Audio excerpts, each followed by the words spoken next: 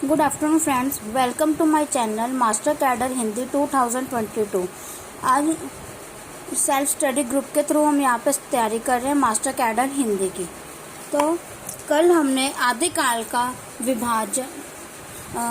भक्ति काल का हमने विभाजन और उसके सगुण काव्य धारा के बारे में पढ़ा था। सगुण काव्य धारा के प्रमुख कवि और उनकी रचनाओं के बारे में हमने पढ़ा था। आज हम शुरू करने जा रहे हैं निर्गुण काव्य धारा। निर्गुण काव्य धारा में ईश्वर के निराकार रूप की उपासना की जाती है। जैसे कि हमने सगुण भक्ति काव्य में देखा था, सगुण काव्य धारा में देखा था कि उसमें मूर्ति रूप की पूजा की जाती है, ईश्वर के मूर्ति रूप की पूजा की जाती है। इसी तरह से निर्गुण काव्य धारा में ईश्वर के निराकार रूप की उपासना की जाती है। इसकी जो विशेषता है, ये खास विशेषता है निर्गुण काव्य धारा की कि ये जाति प्रथा का विरोध करते हैं, या इनके कवि अपनी रचनाओं में जाति प्रथा का विरोध करते हैं और हिंदू मुस्लिम एकता का चित्रण प्रस्तुत करते हैं। निर्गुण काव्य धारा को हम दो भागों में विभाजित करते हैं, संत काव्य धारा, सूफी काव्य धारा। संत काव्य धारा को ज्ञानाश्रय काव्य धारा भी कहा जाता है और सूफी काव्य धारा को प्रेमाश्रय काव्य धारा भी कहा जाता है। शुरू करते हैं हमारी ज्ञानाश्रय काव्य धारा के प्रमुख कवि और उनकी रचनाएं। तो सबसे पहले हमारे पास कबीर जी। कबीर जी हमारे संत काव्य धारा के प्रमुख कवि हैं। कबीर जी दिल्ली के सुल्तान सिकंदर लोदी के समकालीन थे। ये क्वेश्चन भी पूछ लिया जाता है, कबीर किसके समकालीन थे? हमारा आंसर है सिकंदर लोदी। कबीर जी को हजारी प्रसाद द्विवेदी जी ने वाणी का डिटेक्टर कहा है। तो वाणी का डिटेक्टर किसे कहा गया है? कबीर जी को। किसके द्वारा कहा गया है? हजारी प्रसाद द्विवेदी जी के द्वारा। कबीर जी की जो भाषा है वह ब्रज भाषा है। जो जितने भी हमारे कृष्ण काव्य या फिर हमारे ज्ञानाश्रय काव्य, प्रेमाश्रय काव्य में आएंगे, उसमें क्या है? निर्गुण काव्य धारा की मुख्य भाषा हमारी ब्रज भाषा है, या फिर कृष्ण काव्य धारा की मुख्य भाषा ब्रज भाषा है। आचार्य रामचंद्र शुक्ल ने कबीर जी की भाषा को सधुकड़ी भाषा कहा है। सधुकड़ी भाषा किसकी भाषा को कहा गया है? कबीर की। किसने कहा है? आचार्य रामचंद्र शुक्ल जी के द्वारा। श्याम सुंदर दास ने कबीर जी की भाषा को पंचमेल खिचड़ी कहा है। पंचमेल खिचड़ी कबीर जी की श्याम सुंदर दास जी द्वारा कही गई है। कबीर जी के जो गुरु हैं उनका नाम है स्वामी रामानंद। तो इनकी रचना के बारे में पढ़ते हैं। कबीर जी की जो वाणियाँ हैं उनका प्राचीनतम नमूना गुरु ग्रंथ साहिब में मिलता है। जो कबीर जी हैं, हम सबको पता है कि वो पढ़े लिखे नहीं थे और ऊपर से वो अंधे थे, इसलिए उन्होंने अपनी जितनी भी वाणियाँ हैं वो मुख के द्वारा रची हैं। उन्होंने कोई भी वाणी लिखित रूप में प्रकट नहीं की है। तो इसमें जो इनकी कबीर जी की जो वाणियाँ हैं उनमें से कुछ वाणियाँ का जो नमूना है या फिर हमें जो मिलती हैं वो गुरु ग्रंथ साहिब में मिलती हैं, जिसमें 225 गए पद और 224 साखियां हैं। ये इम्पोर्टेंट है, क्वेश्चन आया हुआ है या पूछा गया है कि गुरु ग्रंथ साहिब में कबीर जी की कितनी साखियां मिलती हैं? 224। कितने गए पद मिलते हैं? 225।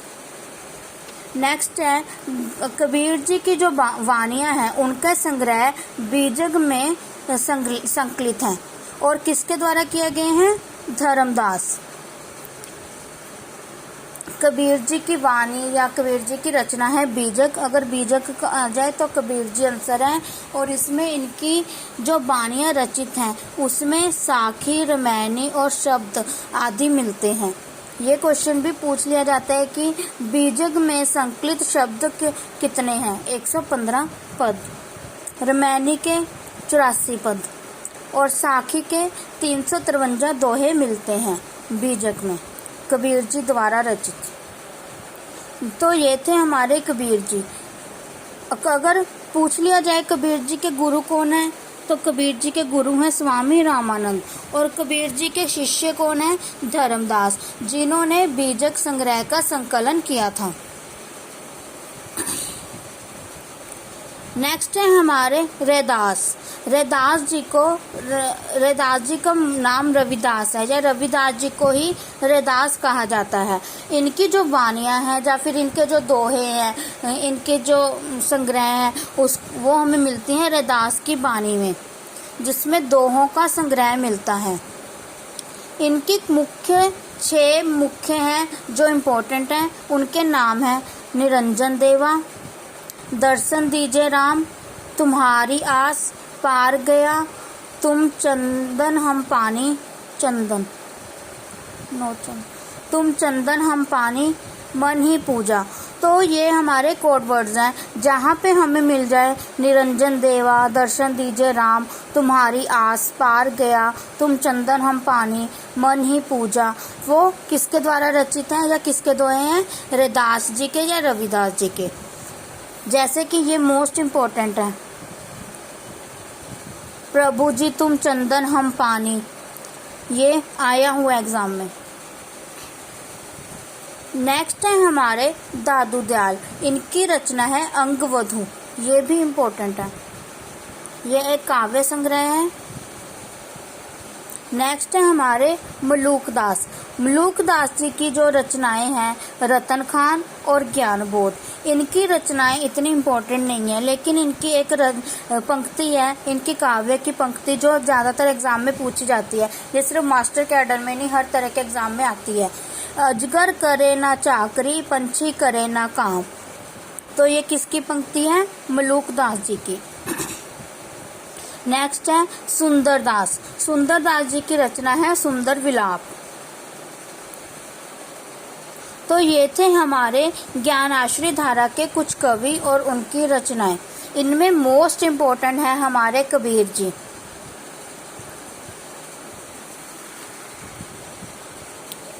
नेक्स्ट है हमारी प्रेमाश्रय धारा के प्रमुख कवि और उनकी रचनाएं।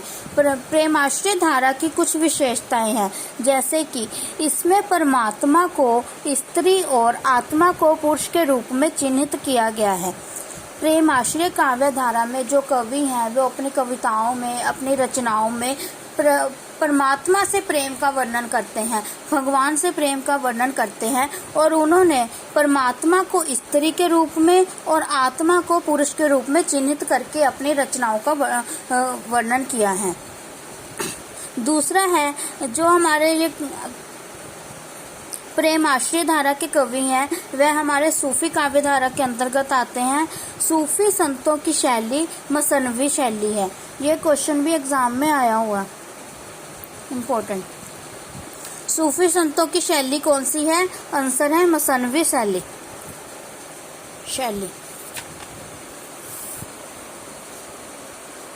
नेक्स्ट हमारे जो सूफी काव्य है या फिर हमारे प्रेमाश्रय काव्य धारा है उसमें जो प्रमुख कवि हैं वो है मलिक मोहम्मद जायसी। मलिक मोहम्मद जायसी किसके समय के दरबारी कवि थे? ये क्वेश्चन एग्जाम में पूछा गया है।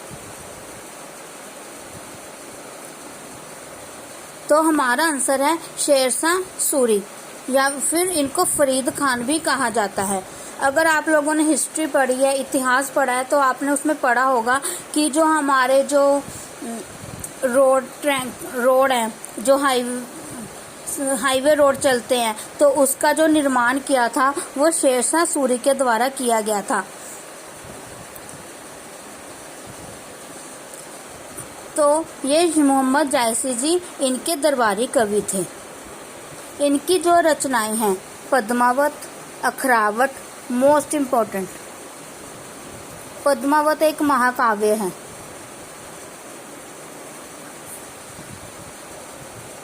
पद्मावत, अखरावट, आखिरी कलाम। आखिरी कलाम में प्रलय का वर्णन किया गया है। अगर हमारे से क्वेश्चन पूछ लिया जाए कि प्रलय का वर्णन किस रचना में किया गया है, तो आखिरी कलाम में किया गया है। कन्हावत, चित्ररेखा, ये एक लघु प्रेम आख्यान है। 12 मासा। तो ये है कुछ मद जायसी जी की रचनाएं। नेक्स्ट है हमारे पास मुल्ला दाऊद।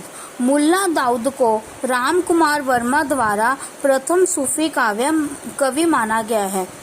राम कुमार वर्मा ने प्रथम सूफी काव्य किसे माना है? मुल्ला दाऊद को। इनकी जो रचना है वो है चंदायन। चंदायन में अलोक सत्ता का प्रतीक है। अलोक सत्ता का प्रतीक कौन सी रचना है? चंदायन। और इसको लोर कथा भी कहा जाता है।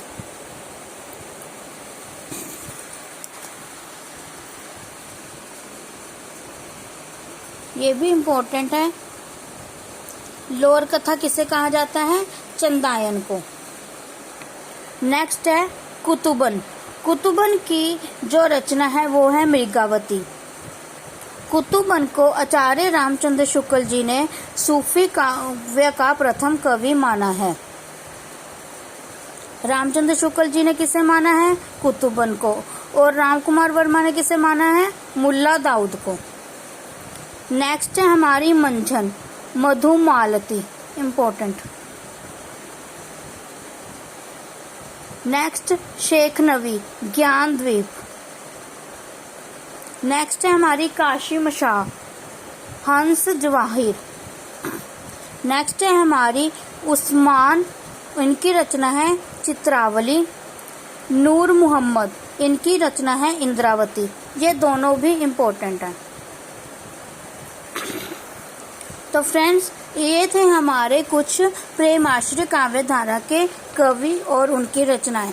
तो यहाँ पे हमारे जो भक्ति काल है, भक्ति काल के जो दो विभाजन है, सगुण काव्य धारा और निर्गुण काव्य धारा, उसके अंतर्गत जो सगुण काव्य धारा के दो विभाजन है और जो निर्गुण काव्य धारा के दो विभाजन है, उनके हमारे मुख्य कवि और उनकी रचनाएं खत्म होती हैं। लेकिन यहाँ पे हमारे पास भक्ति काल से संबंधित कुछ और अन्य प्रश्न हैं जो एग्जाम में पूछे जाते हैं। तो चलिए देखते हैं। सबसे पहले है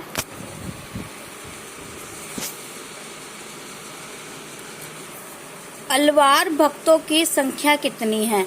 अलवार भक्तों की संख्या 12 है। जैसे कि हमने आदिकाल में पढ़ा था, आदिकाल के जो प्रमुख 5 ग्रंथ हैं उनमें हमारे जो सिद्ध हैं, नाथ हैं और हमारे जो सिद्ध नाथ और इनकी क्या पूछी जाती है? संख्या पूछी जाती है। तो इसी की तरह अलवार भक्तों की भी संख्या पूछी जाती है, वो है हमारी 12। इनको वैष्णव कहा जाता है, हिंदी में इन्हें वैष्णव कहा जाता है। ये इम्पोर्टेंट क्वेश्चंस हैं जो एग्जाम में पूछे जाते हैं। नेक्स्ट क्वेश्चन है उच्च कोटि की साहित्य की रचना किस काल में हुई है? तो हमारा आंसर है भक्ति काल, और इसे ही स्वर्ण काल भी कहा जाता है। नेक्स्ट क्वेश्चन है अलवारों का वेद किसे कहा जाता है? तो हमारा आंसर है नलायर दिव्य प्रबंधम ग्रंथ। ये जो हमारे अलवार भक्त हैं उनके द्वारा रचित एक ग्रंथ है जिसको अलवारों का वेद भी कहा जाता है। तो यहाँ पे हमारे पास कुछ संप्रदाय हैं और उनके संस्थापक या प्रवर्तक हैं। ये इनमें से एक क्वेश्चन पूछा जाता है, एक या दो क्वेश्चन आते ही आते हैं। तो इनके आपको संप्रदाय और इनके प्रवर्तक या संस्थापक के नाम पता होने चाहिए। सबसे पहले हमारे पास अद्वैतवाद।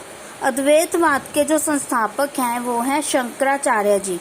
इसमें जो अद्वैतवाद है उसमें निर्गुण ब्रह्मा में विश्वास किया जाता है। मतलब कि जो भगवान निराकार रूप में जो भगवान है उनमें विश्वास किया जाता है कि जो ब्रह्मा है और जो जीव जगत है वो दोनों अलग अलग हैं। नेक्स्ट है विशिष्टाद्वैतवाद। इसको श्री संप्रदाय भी कहा जाता है और इसके संस्थापक हैं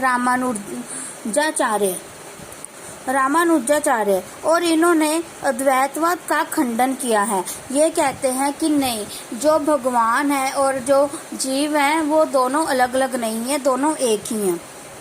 नेक्स्ट है हमारे द्वैतवाद और इनको ब्रह्मा संप्रदाय भी कहा जाता है और इसके संस्थापक हैं मध्वाचार्य। ये सगुण काव्य धारा के अंतर्गत आते हैं। जो हमारे सगुन काव्य धारा में जो जिसमें राम की भक्ति की जाती है, राम के गुणगान किया जाता है, उनके अंतर्गत ये आते हैं। द्वैताद्वैतवाद, इनके जो संप्रदाय हैं या संस्थापक या प्रवर्तक हैं निम्बार्क आचार्य, और इसको निम्बार्क आचार्य संप्रदाय भी कहा जाता है। इसमें से एक क्वेश्चन बनता है कि राधा और कृष्ण की लीलोपायन का वर्णन किस संप्रदाय में मिलता है? राधा कृष्ण की लीलोपायन का वर्णन किस संप्रदाय में मिलता है?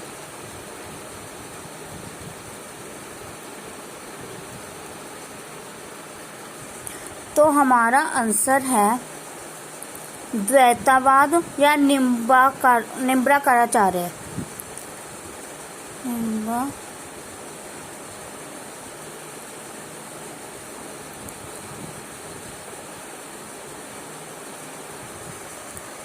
निम्बार्काचार्य संप्रदाय में।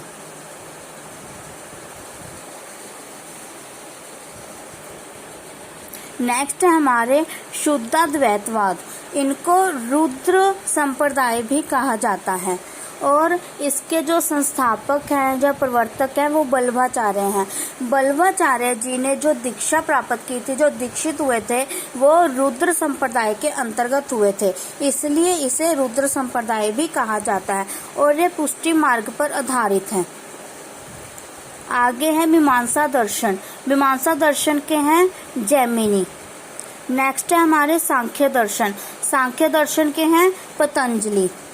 आगे हमारे न्याय दर्शन। न्याय दर्शन के हैं गौतम।